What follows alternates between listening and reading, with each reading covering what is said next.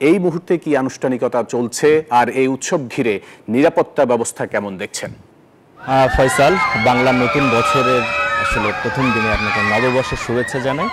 আসলে আমরা একদম যে আনন্দ শোভাযাত্রা সেটা শেষ করার পরে কিন্তু আসলে আমরা চারুকলা অনুষদে এসে প্রবেশ করেছি এবং এখানে যে সব কিছু যে আয়োজন, যে সব আয়োজনগুলো আসলে সাংস্কৃতির যে আয়োজন, সেই আয়োজনগুলো কিন্তু চলছে। আর আমরা এখন চারুকলা অনুষদে যে নাগরদোলার যে আয়োজনটা আসলে সেটা আসলে আমরা এখানে দাঁড়ানো এবং এইখানে যে ছোট বাচ্চাদের পাশাপাশি পরিবারের মানুষজন নিয়ে নাগরদোলায় তারা আসলে উচ্ছ্বাস প্রকাশ করছেন। গ্রামীণ সংস্কৃতিটা আসলে ঢাকাতে এই যান্ত্রিক শহরে পেয়ে তারা বেশ উচ্ছ্বাস প্রকাশ করছেন এবং তারা বলছেন যে আসলে পরিবারের ছোট সদস্যদের আসলে নিয়ে আসার পিছনে প্রধান কারণ হচ্ছে তারা চান যেন আসলে এই বাংলা সংস্কৃতির সাথে পরিচয় করে দিতে তাদের বাচ্চারা, তাদের পরবর্তী প্রজন্ম যেন এই বাংলা সংস্কৃতিটা আসলে ধরে রাখতে পারে এবং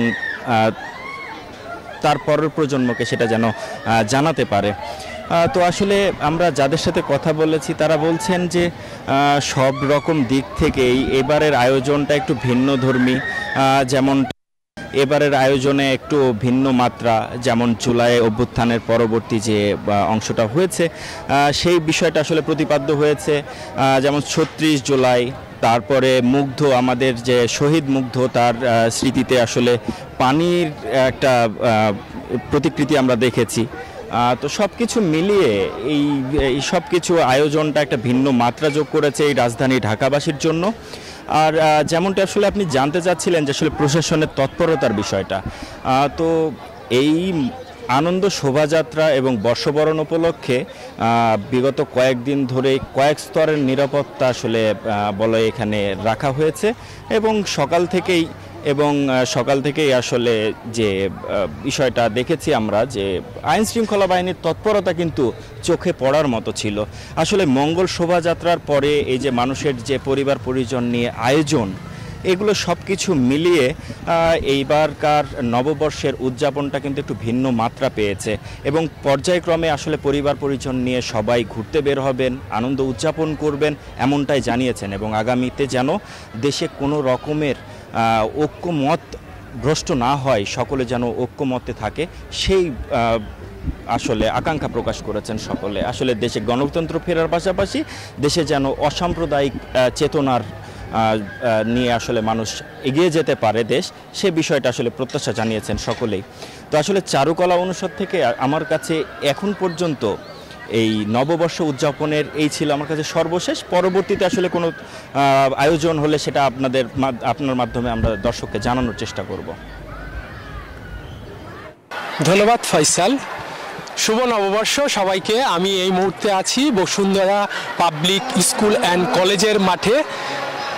Bashundhara public school and college বৈশাখে কেন্দ্র করে একটি প্রোগ্রাম আয়োজন করেছেন, যেখানে শিক্ষার্থীরা অংশগ্রহণ করে মুখরিত করে রেখেছে বাংলা নববর্ষ ১৪৩২।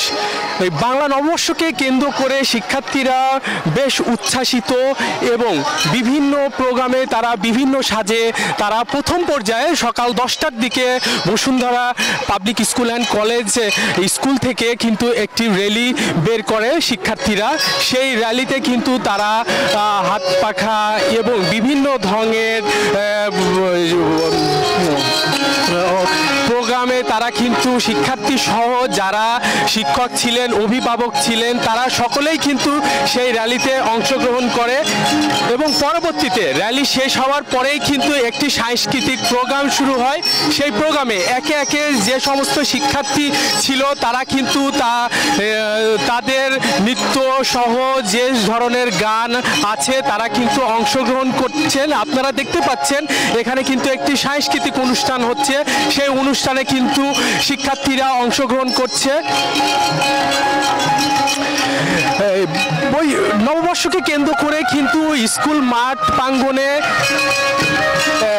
একটি মুখরিত অবস্থান, কিন্তু শিক্ষার্থীরা তারা কিন্তু সবাই আনন্দিত। আমরা কথা বলেছি শিক্ষার্থীদের সঙ্গে, তারা কিন্তু উচ্ছ্বাসিত আজকের এই নববর্ষ প্রোগ্রামকে কেন্দ্র করে। যারা অভিভাবক অভিভাবক ছিলেন তাদের সঙ্গেও কিন্তু কথা বলেছি। তারা বলছে বসুন্ধরার মতো এমন একটি জায়গাতে এত সুন্দর প্রোগ্রাম অনুষ্ঠিত করার জন্য বসুন্ধরাকে তারা ধন্যবাদ জানিয়েছে। আপনারা দেখতে পাচ্ছেন এখানে কিন্তু সবাই রং বেরঙের পোশাক পরে আনন্দের সঙ্গে উল্লাসিতভাবে তারা কিন্তু সময় পার করছে। এখানে যারা এসেছে সবাই কিন্তু অনেক খুশি এবং আনন্দের সঙ্গে এই পয়লা বৈশাখের যে প্রোগ্রাম সেটা কিন্তু তারা আনন্দের সঙ্গে উপভোগ করছেন। আপনারা দেখতে পাচ্ছেন যে এখানে সকলেই কিন্তু বিভিন্ন রঙের আজকে বর্ণিল এই পয়লা বৈশাখে 1432-এ তারা কিন্তু নববর্ষকে স্বাগত জানার জন্যই সকলে একসঙ্গেই কিন্তু মিলিত হয়েছে এবং প্রোগ্রামকে কিন্তু সাধুবাদ জানিয়েছে স্কুলের কর্তৃপক্ষকে। এত সুন্দর একটি পয়লা বৈশাখের এখানে যারা আছেন এখানে অনেক ধরনের শিক্ষার্থী আছে। আমরা বেশ কয়েকজন শিক্ষার্থীর সঙ্গে কথা বলবো, তাদের অনুভূতি সম্পর্কে জানতে চাবো।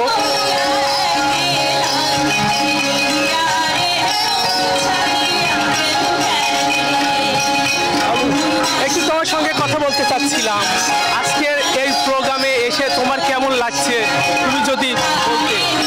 ভালো লাগছে। আচ্ছা, তোমার কেমন লাগছে এই প্রোগ্রামে আসতে? ভালো লাগছে। তুমি কি করেছো? আমি কিছু করিনি। তুমি কি খেয়েছো আজকের প্রোগ্রামে এসে? আমি কোক খেয়েছি, আইসক্রিম খেয়েছি, আর কিছু না। অনেক আনন্দ করতেছো না? হ্যাঁ। অনেক ধন্যবাদ তোমাকে।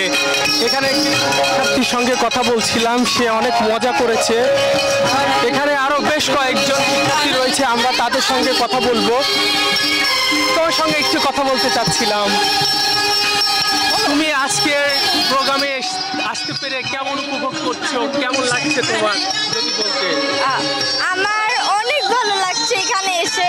আমি গান গেয়েছি আর আমার অনেক পছন্দের একটা গান গেয়েছি আমি, আর আমার অনেক ভালো লাগছে। আর আমি চাই এর পরের বছর এরকম আরো ভালো একটা অনুষ্ঠান এখানে হোক। অ্যান্ড আমার অনেক ভালো লাগছে, সিরিয়াসলি অনেক সুন্দর লাগছে আমার। বিশেষ করে ওই দোলনাটাকে দেখে আমার অনেক ভালো লাগছে, সিরিয়াসলি। আমার মনে হচ্ছে আমি কখন যাবো এখানে। আর এটাই, থ্যাংক ইউ। অনেক ধন্যবাদ তোমাকে। যেমনটা শুনছিলেন আজকের এই প্রোগ্রামে যে সমস্ত শিক্ষার্থী ছিল তারা কিন্তু এসে আজকের এই প্রোগ্রামটায় অংশগ্রহণ করতে পেরে সবাই কিন্তু আনন্দিত এবং তারা বলছিল নববর্ষের মতো এমন একটি প্রোগ্রাম আমাদের স্কুলে করতে পেরে তারা কিন্তু খুবই খুশি। তো এই ছিল আমার কাছে বসুন্ধরার পাবলিক স্কুল অ্যান্ড কলেজ থেকে সর্বশেষ। বান্ডেল থাকলে প্রতি সেনমানিতে টাকা বাঁচবে। বিকাশ সেনমানি বান্ডেল কিনে জিতুন প্রতি লেনদেনে।